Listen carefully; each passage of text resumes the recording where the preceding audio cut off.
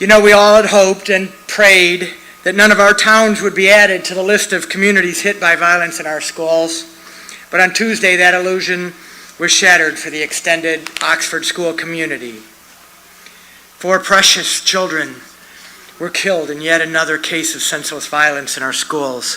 Tonight, we remember their names: Hannah, Justin, Madison, and Tate.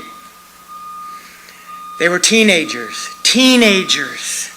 who were also artists and athletes with bright futures ahead of them. Another 6 students and a teacher were wounded in the shootings and are now, thank God, healing.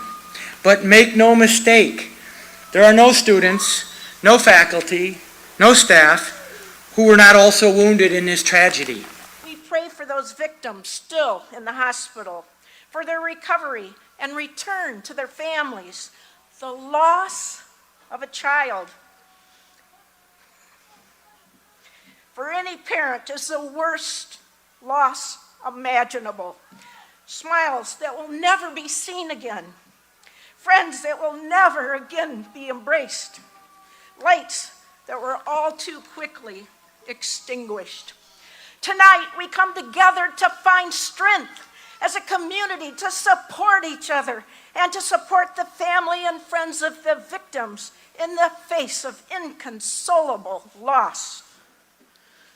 To the teachers and the students who were in the school, who knew what to do, who were trained, who helped their friends, you did not hesitate.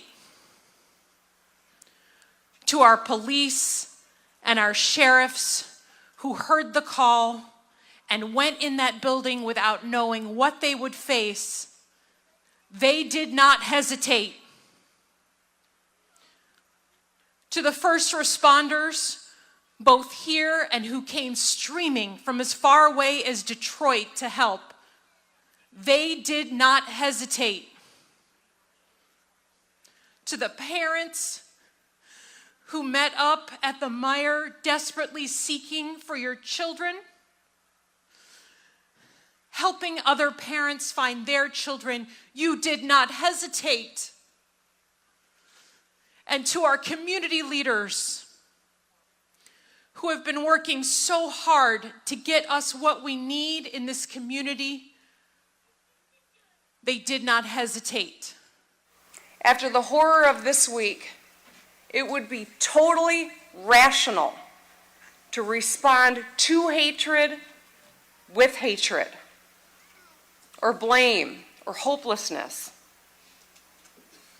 But it's love that heals trauma. We are each other's best hope. We are all that we have. No words can undo the profound loss and pain of this week and the days and weeks and months ahead. But if there is some way that you can quietly lighten the burden on your loved one or your neighbor, your fellow Michigander, that is an act of love. There are things I want to be remembered for in Oxford, like the home of the original Radio Lone Ranger, Brace Beamer. I want to be known as the gravel capital of the world.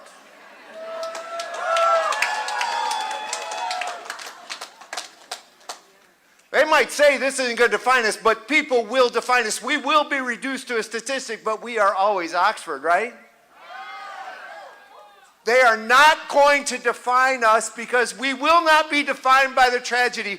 We will be defined by the people that are standing next to us. Today, we are not Christians or Muslims or Jews or atheists or Hindus or Buddhists. We're not Republicans or Democrats. We're not progressives. We're not conservatives. We are Wildcats, Oxford.